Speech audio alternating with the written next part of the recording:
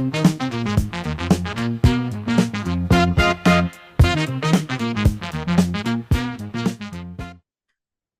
good morning, everybody. How are you doing today? Welcome to another episode of the 9 at 9. Every Monday morning, I bring you 9 minutes of motivational business tips and help you get on your way to building and living a life you love. Today, I want to talk about the C-suite dynamics and what you're seeing in your connections with other C-suite leaders, with your peers.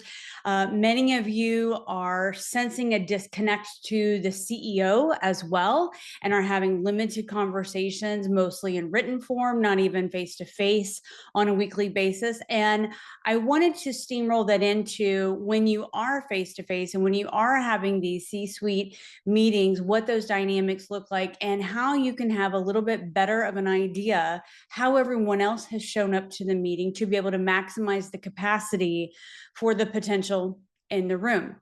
So I'm going to take just a minute here and share my screen with you. And what I want you guys to be able to really see here is the opportunity that is going to come your way when you are in these meetings. So two things will happen when you're in meetings with your C-suite peers.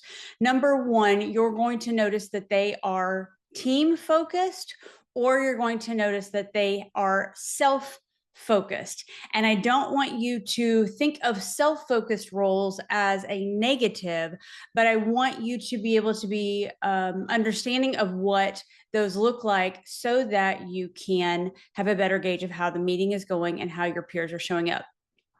So in your meetings, oftentimes, and you can even take this back with your lower level and your mid-level managers as well to help them with this.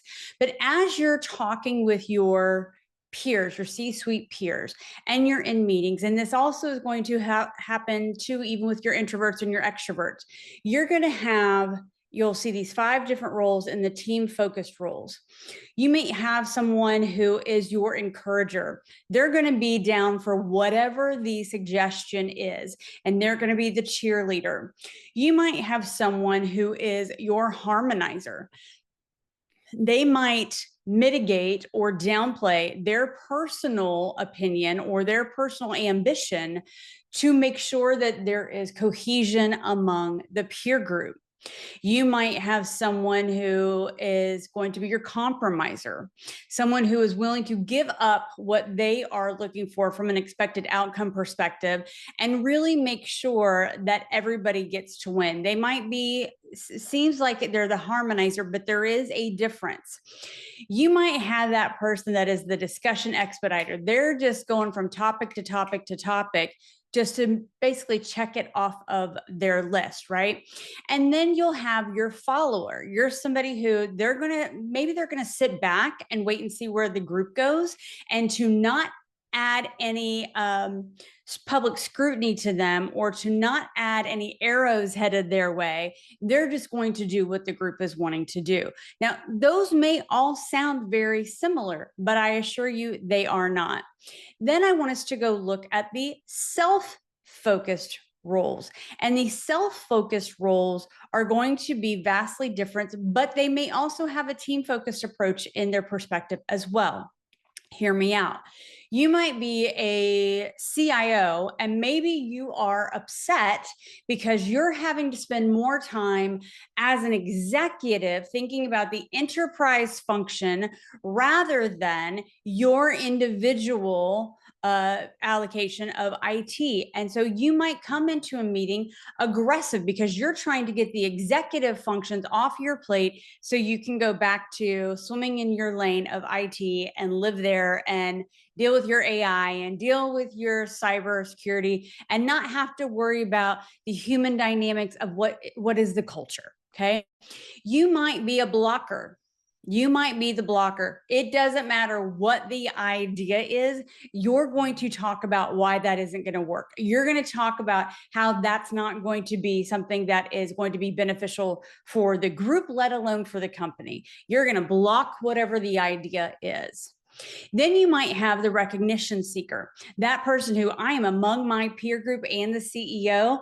I'm going to say something or do something in the hopes that my status is going to rise up in this meeting or over a period of time. And so they're going to seek recognition, especially from this peer group.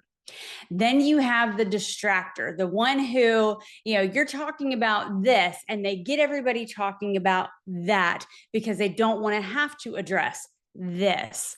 And then you've got the dominator, who is going to be largely aligned with the CEO, dominating the conversation, taking over the conversation, hijacking the conversation in a way that may or may not be supportive for the group, but may indeed be supportive for them. The self-focused roles, guys, are going to be those where, really, from a C-suite perspective, it is helping to elevate that individual, not necessarily in a negative way, but maybe you have somebody who is a COO looking to become a CEO. And so they might become a little bit more aggressive or dominating among the peer group to show they might be that next level leader to that CEO from a succession planning perspective.